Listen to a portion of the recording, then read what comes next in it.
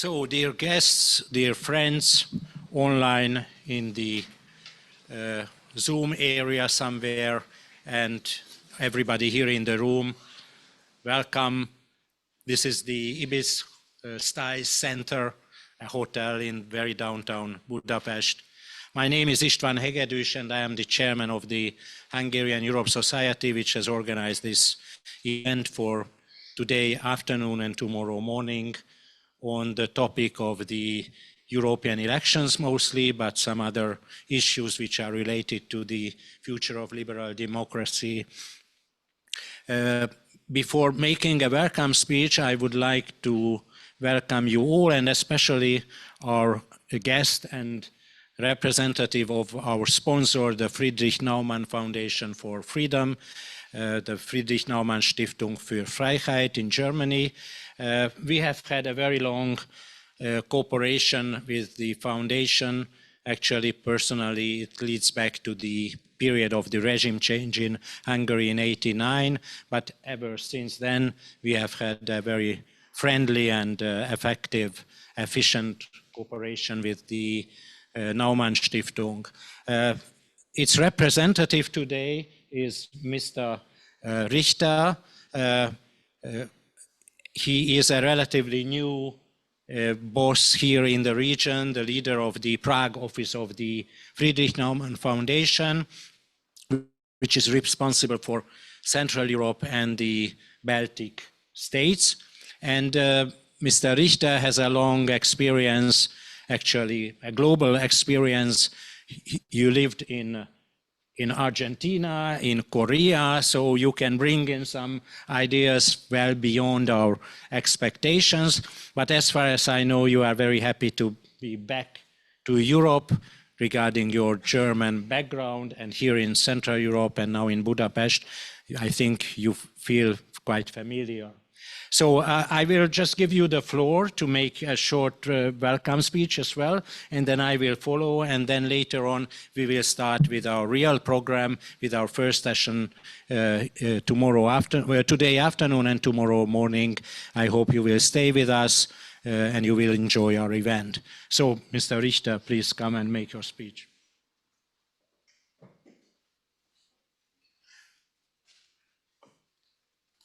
Thank you very much.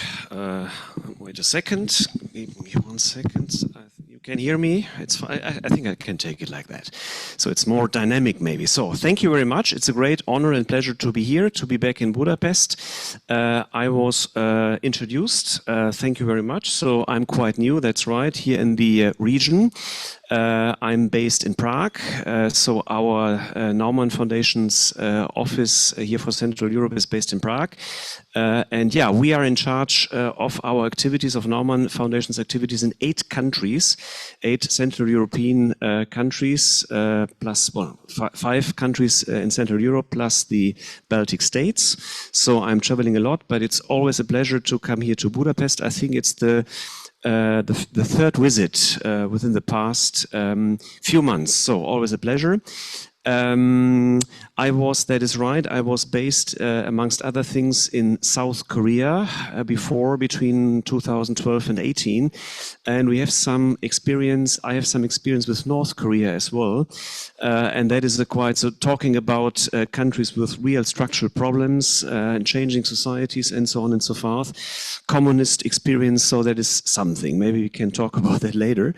I'm always happy to share some insights, but yeah, now I'm back here in Central Europe. I'm back in Budapest, and I'm very happy to have the opportunity to open this joint conference with the Hungarian Europe Society, with the Republikon Institute, and with the 21st Research Institute. So trilateral cooperation plus Naumann Foundation, great experience. And the topic is, or the conference has to do with the upcoming elections. We are in a super election year. We have upcoming elections here in Europe, European Union. That will be one focus. You have elections, local elections here in Hungary. But at the same day, 9th of June, in early June, we have the European elections, and that will be something, I'm quite sure. There is a risk, and we will talk about that in the upcoming hours today and tomorrow. There is a risk of a strengthening of populist parties, groups, movements, personalities, and that is at the left and at the right specifically. Not only in Hungary, but also in Germany. So it gives me much concern as well. We have in Germany, I think, meanwhile, 3 populist parties, one at the left, one at the right, and one somewhere in between, or I don't know where exactly.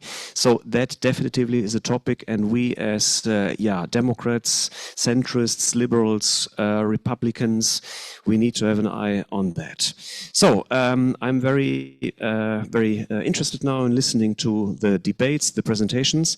Again, welcome to our conference. Thank you very much for having me here. And thank you very much to the organizers for hosting this events. Thank you.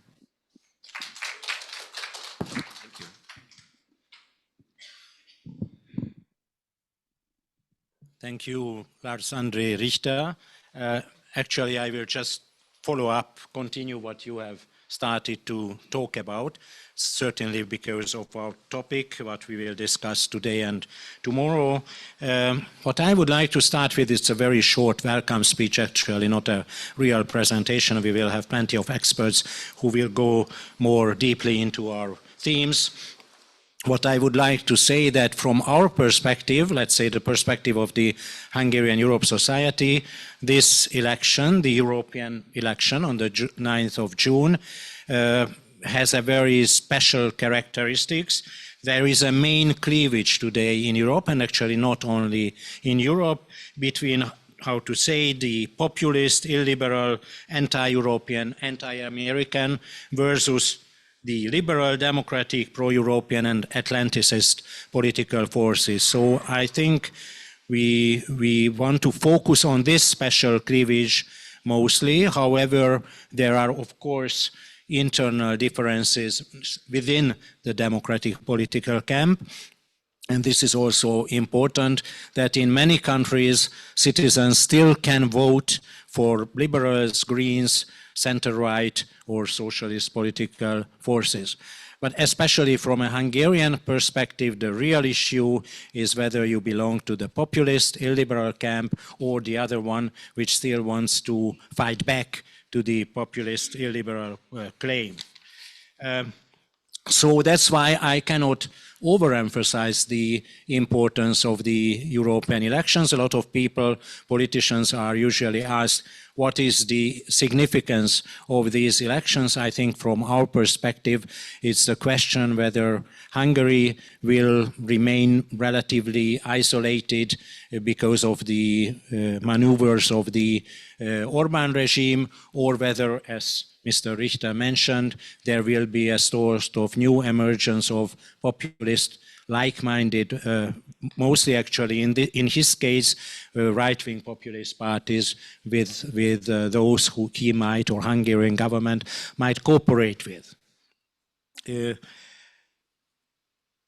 Well, this is not the only election, as you also referred to, we are facing, but also we will also have the US presidential election, which is as crucial or even more crucial than the European elections. Some experts will mention it and speak about this event. And we will also have on the 9th of June local elections in Hungary. And again, from our maybe little bit provincial or domestic perspective, this election is maybe even more important in Hungary than the European elections. I don't want to be cynical, but whether Fidesz will have 9 or 12 or 14 members of the European Parliament, of course, matters a lot, but it's much more important for the Hungarians whether the mayor of Budapest will remain someone from the opposition, probably Gergely Karácsony, the current mayor, or this position will be taken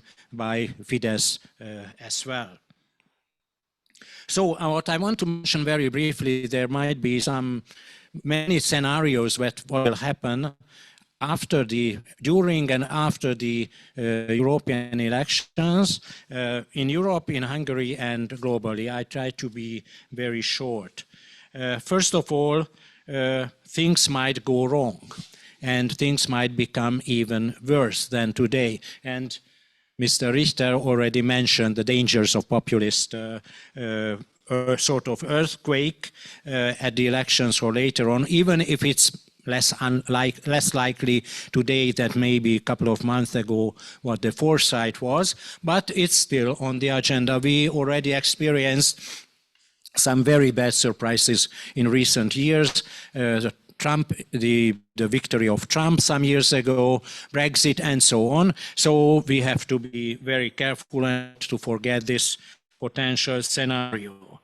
If populists gain a lot of influence at European level and domestically in some old-fashioned, well-established liberal democracies in the West as well, then the whole game of change, there will be a game changer, and the old game in the town at European level will be very different after the elections.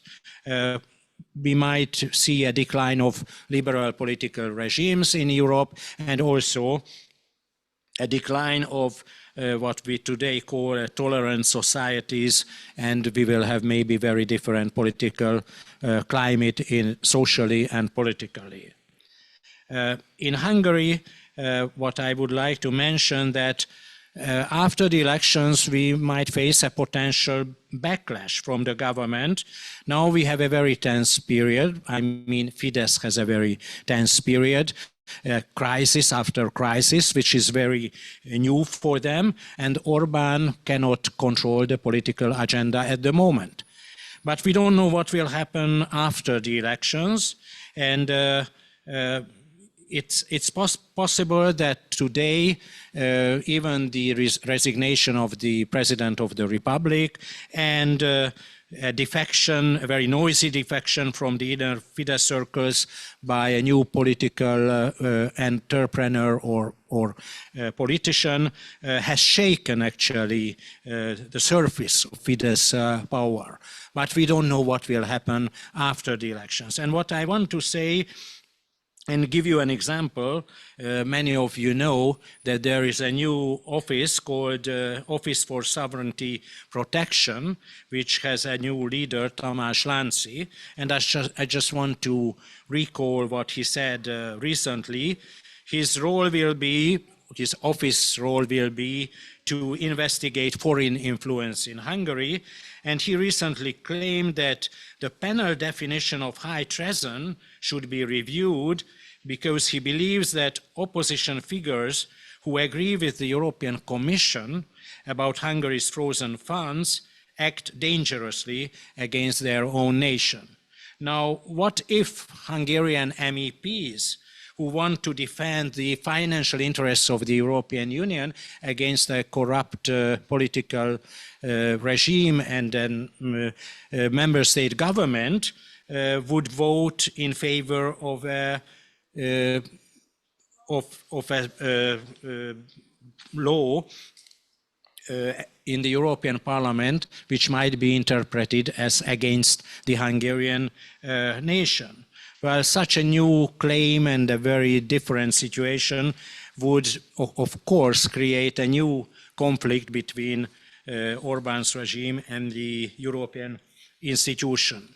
So how this drastic change and step, if it will become a reality, it becomes reality, influences Hungary's position after the European elections, we don't know what will happen next. Also, the situation might deteriorate in Ukraine. As you know, if there will be a ceasefire under the current conditions or a peace agreement forced upon Ukraine, combined with the fatigue of the member states of the EU, this will mean certainly a backlash for our democratic community.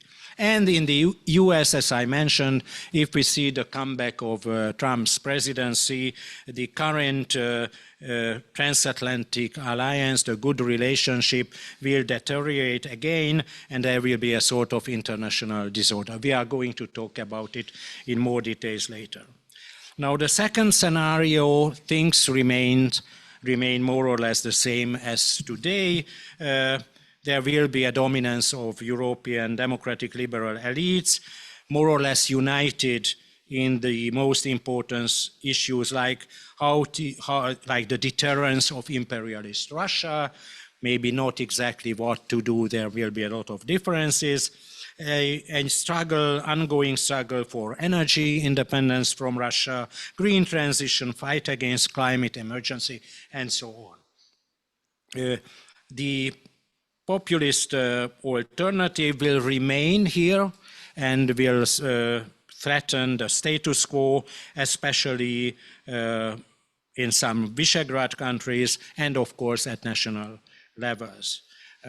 In Hungary, I don't want to get into details, the current state of affairs will continue. The illiberal rule of Orbán's regime maybe has shown some weaknesses, so maybe the peak period is over, but it won't be so easy to undermine the regime and replace it with a new liberal one. And the conflicts in Ukraine and then globally in the Middle East and so on will stay with us for the next couple of years. Now, there might be a more positive scenario, however, that things become better. And I think all of you in the room and beyond can imagine a much better world when in Europe, for example, what the Germans call Zeitenwende will be completed in a way, especially in the case of the Czech Republic today and Poland, together with the Baltic states. This sort of way of thinking about Russian imperialism will dominate the European scene, and the European and US governments will support the freedom fight of Ukraine. Also, the institutional reforms inside the European Union and some policy changes, progressive changes, might be implemented, and which all accelerate the debate on the future of Europe, and maybe Europe will be stronger as a geopolitical actor and also as a united economic and community. We might imagine that some populists will give up their special political ideas, and just like it happened to Giorgia Meloni, might decide to cooperate rather with the mainstream than oppose a liberal-minded Europe in the future compared to the Orbánist strategy. In Hungary, according to this positive scenario, nothing is given forever, of course, and the question is then how to introduce necessary political changes. The Polish experience might be very important. However, we have negative experience from Slovakia. We are going to talk both cases tomorrow. And in Hungary, the situation might be more complicated than in Poland. Perhaps we should also take attention to the outcomes of the Turkish municipality elections just recently. And globally, the positive scenario says that Russia might lose the war in Ukraine sooner or later, in the middle or in the longer run, and maybe international populism might fail and can be pushed back step by step. We are going to talk about the opportunity of an populist international tomorrow. And finally, my last sentence is about the future. Of course, we don't know. So we have seen a lot of foreseeable changes in this decade and the previous decade. I already mentioned Brexit and Trump, but we can go back that since the collapse of the communist system, when we all were very enthusiastic about the future of liberal democracy and liberal democracies in general. We have had 9/11, we have had many other negative issues in the Middle East and everywhere globally. The international populism which has emerged maybe was seen from Hungary as a unique laboratory experience by Orbán. Today we cannot say it anymore. That was also a negative surprise looking backwards when in 1990 all these countries in Central and Eastern Europe started to rebuild themselves and transform their economies and political lives. But to be more optimistic at the end, I would like to say that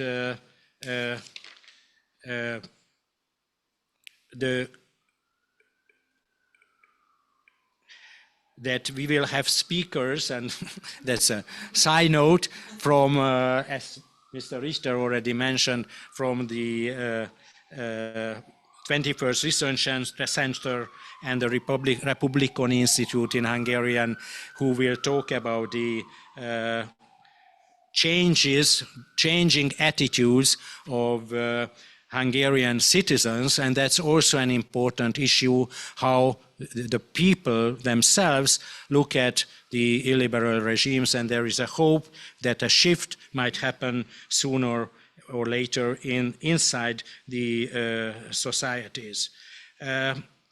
We will also discuss polarization, protest, and political communication by populists and by anti-populists, and we will discuss what to do to block and stop the populist emergence and earthquake, and what to do because we are having a conference, we have a very strong liberal and democratic perspective, and from that perspective I would like to wish ourselves a very fruitful conference for today and tomorrow. Thank you for your attention.